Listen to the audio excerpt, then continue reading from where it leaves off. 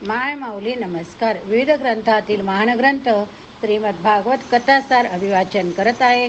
दशमस्कंध पूर्वार्ध भाग 46 काल यवनाचा नाश. दशमस्कंदातला आजपासून उत्तरार्ध भाग सुरू. सुतांच्या कथाकथनाला आता गर्दी वाढली होती. श्रोते दाटीवाटीने बसले होते. सुतांच्या जवळपासही जास्त लोक बसले होते. कृष्ण चरित्र फार प्राचीन नव्हते. पुष्कळांना त्यातील कथा परिचित होत्या, पण सुताने सांगितलेले ऐकण्यात नवेपणा होता. सुत सांगू लागले. शुकदेव आता परीक्षितास अनेक ऋषींना प्रजाजनास ही गोष्ट सांगू लागले, ती जरासंघाची. ते म्हणाले, राजा कंसाला 2 पत्न्या होत्या. एकीचं नाव अस्ती, दुसरीचं नाव प्राप्ती. काय नाव होते? अस्ती आणि प्राप्ती. त्या जरासंघाच्या मुली कंसवधाने त्या विधवा झाल्या. दुःख्यंतकरणाने आपल्या बापाकडे गेल्या. जरासंघाला त्या कंसवधाने अतिशय चीड आली होती. मुलीचे वैधव्य हा त्याचाही पराभव होता. त्याने पुष्कळ सैन्य जमवली, मथुरेवर चढाई केली. त्याचा वेढा मथुरेला पडला. कृष्ण बलराम यांच्याजवळ सैन्य थोडे होते. कंसाच्या बाजूचे सर्व सैनिक मथुरा सोडून जरासंघ इतर राज्यांना जाऊन मिळाले. कृष्णाने आपल्या सैन्यासह जरासंघावर हल्ला केला. जरासंघाच्या प्रचंड सेनेने 2 भावांना घेरले होते, पण जी रणधुमाळी झाली त्यात जरासंघाचे बहुतेक सैन्य रामकृष्णाने नष्ट केले. रथ, घोडे, सारथी, शस्त्रे यांनी विहीन झालेला जरासंघ बलरामाच्या हाती सापडला. त्याचा तो शिरच्छेद करणार. तेवढ्यात कृष्णाने त्याला सोडून देण्यास सांगितले. दादा जरासंघाला सोडून द्या, त्याचा पराभव हाच त्याचा जास्त लज्जास्पद. राजे लोकात त्याला मानताट करून मिरवता येणार नाही.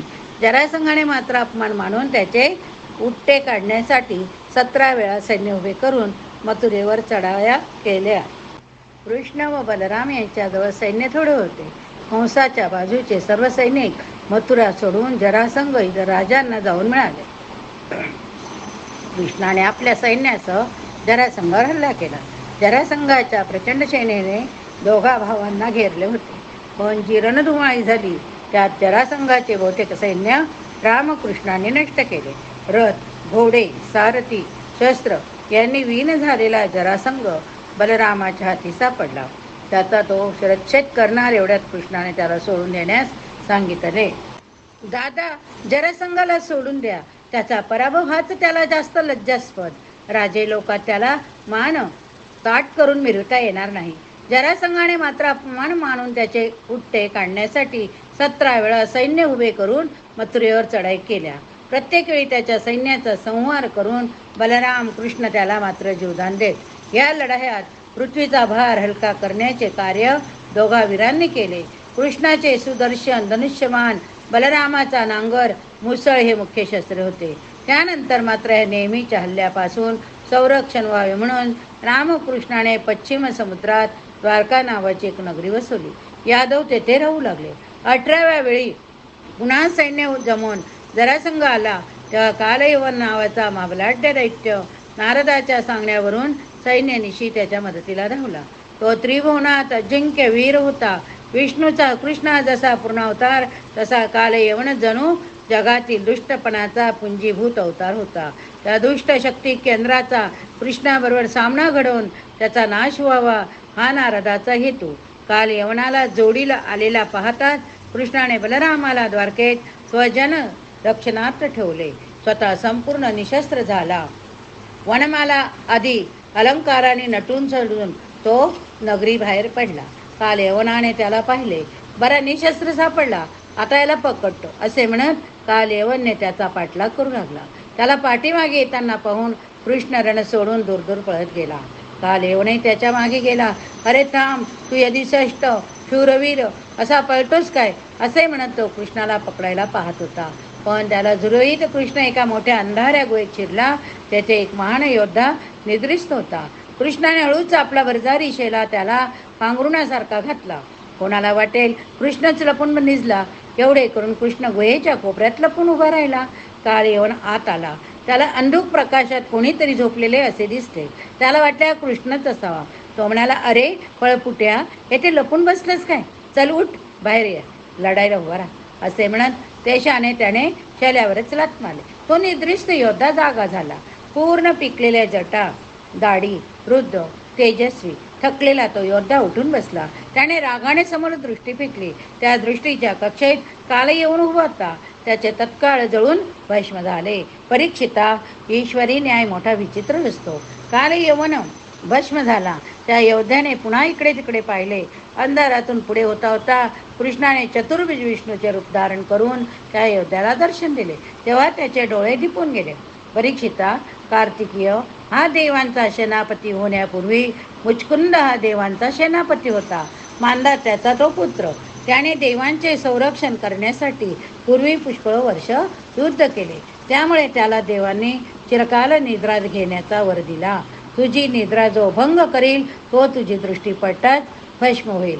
इंद्राने त्याला सांगितले होते. तोच मुचकुंद राजा होता. कृष्णाला पाहून त्याने विचारले, प्रभो, आपण कोण आहात? या काट्या कुट्यात कोमल चरणाने असे का पकडता? तुम्ही तर भगवान नारायण होय, तुम्हाला मी ओळखले. असे म्हणून त्याने आपले पूर्ववृत्त कृष्णाला सांगितले.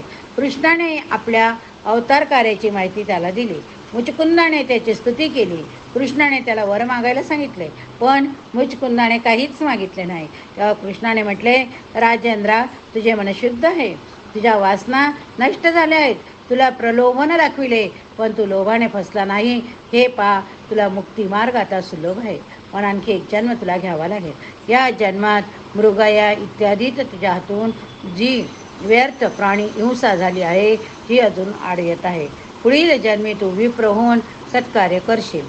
त्यातून पाप निराश होऊन तू मुक्त होशील. मुचकुंद उठला. श्रीकृष्णाला त्याने प्रदक्षिणा घातली, नमस्कार केला.